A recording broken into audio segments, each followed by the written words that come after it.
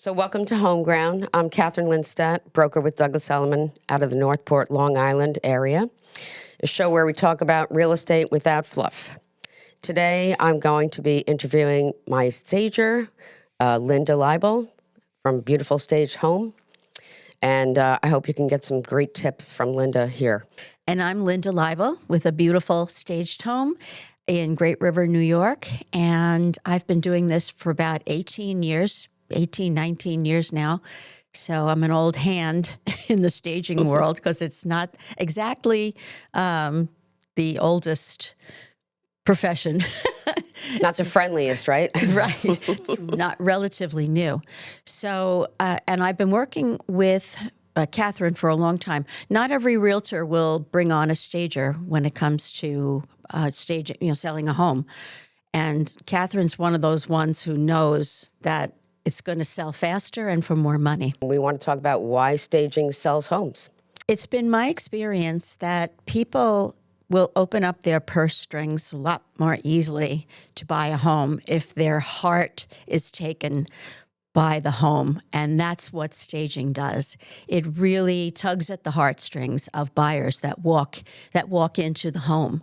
And some homes seem to sell themselves if they're done well and if they're brand new.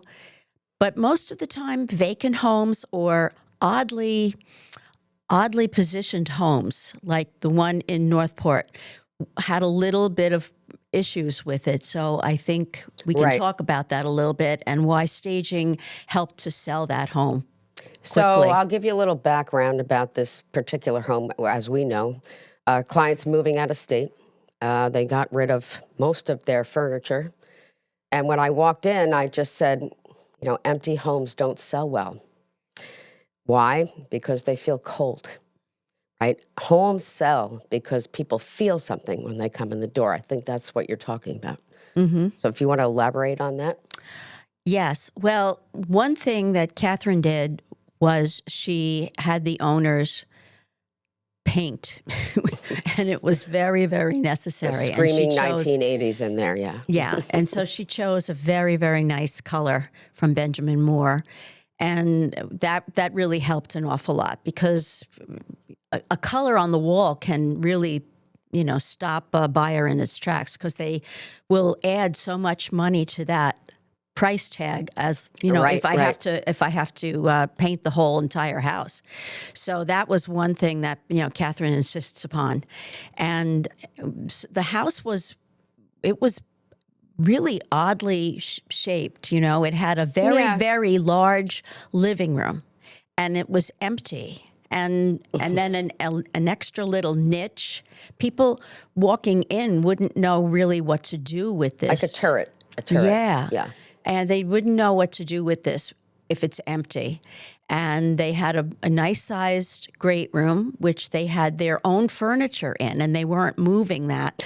And it was really horrible.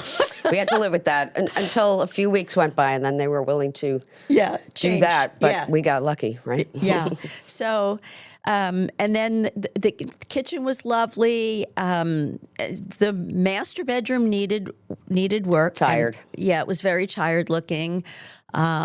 Some of their furniture was staying, but we really gave a little pizzazz to that room by adding artwork and some white linens, some white bedding, and we added some additional furniture pieces, which helped give it a warmth. It really needed a warm feeling.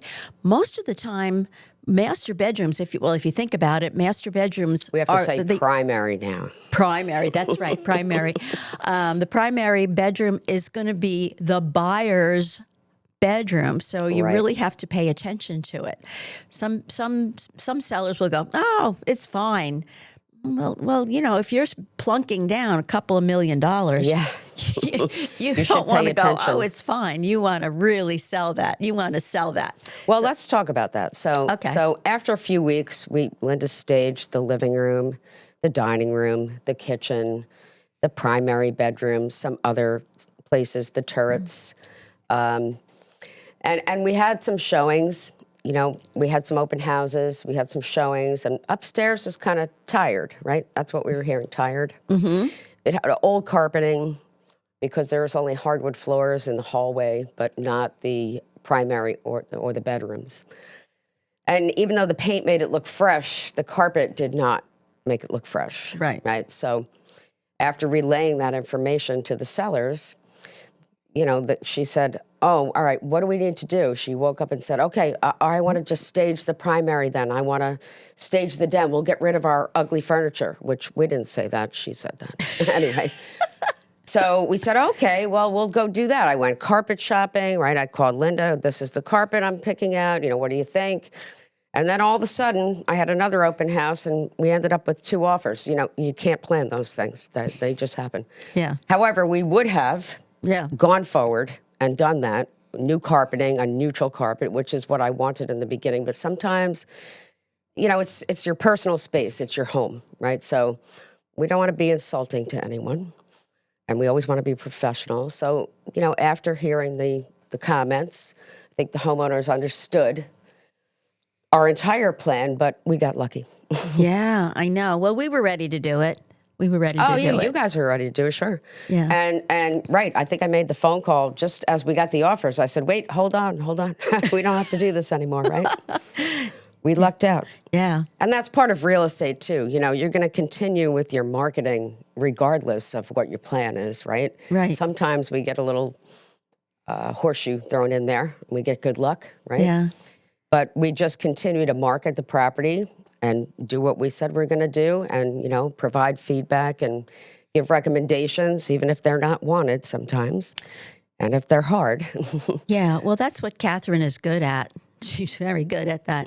Being truthful, honest, but she comes off in a way that people, most of the time, understand her, which is really good because, it's hard to give bad, Yes. the truth to some sellers. They don't want to believe Nobody that likes their bad house news. looks horrible. They just don't want to believe it. But to be honest is going to help them sell the house. It may cause them a little bit of, money, pain, time, but it's worth it in the end because they get you get what you pay for. If you get an increased price for your home and it sells faster, oh boy, you're a hero. Right, You're which a is hero. exactly what happened here, right? So we set the stage. We stage the house, we paint the house, we get it ready, and we market the house, right? And then we see what happens. Yeah. And we get the feedback. We give the feedback to the sellers, which is not always fun, as Linda said. It's not. However, it's necessary. Yeah. It's necessary to be honest with people because, what do sellers want? They want their homes sold. That's what they want. Yeah. At the end of the day, these people have a deadline. They're moving. They're starting a new chapter in their life. They're moving to another state. They need to leave, right? So if we're not honest, we can't really help them. Yeah. So that's probably what most of my job is about is, what's your story and how can I help you? Yeah. So Linda, what does staging actually mean versus interior design? Well, that's a good question because I get that all the time. Interior design is when I would come in and help a person personalize their home in a way that pleases them. And it can be, it can be crazy colors. It can be modern furniture. It can be crazy artwork. It can be anything that they want to. That is highly personal. But when you're selling a home, it has to be much more Depersonal. I guess depersonalization. But you want to kind of give them beyond just boring realtor beige. You know how they say, Yes. realtor beige. You want to have some pizzazz in there, but you have to think about the buyer population, the demographic of the area. What are those people? What stage of life are they in? Are they 55 and over? Are they a young family? Is it predominantly a single woman or a single guy buying True. the house?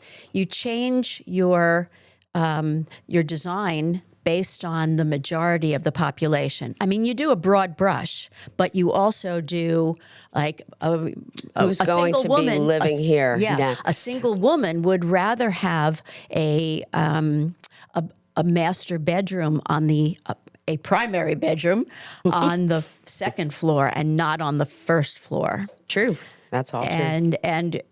And if you have young kids, your master bedroom should be near at least one or two of the bedrooms, because you want to make sure your kids are Where okay. you are. Yeah, you don't want to have a bedroom in the basement for your children or something, or for the youngest child, you want to be near that child.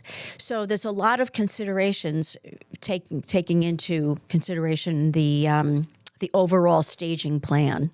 Okay, so Linda, walk us through your process. What are you looking for when you're considering staging a home? Well, what I usually try to do is I try to get a feeling for the home, a feeling of the architecture, and basically like the flow of the home. I'm also looking, we take measurements, and very accurate measurements. So I know that I'm going to be bringing in either an 84-inch sofa or a 110-inch sofa. That's really important, because I don't want to go back to my warehouse and then come back to the house with a different size. So size is important. If it's a large room, I want to know, okay, how many seats am I going to need? I try to maximize the seating in a great room or a living room.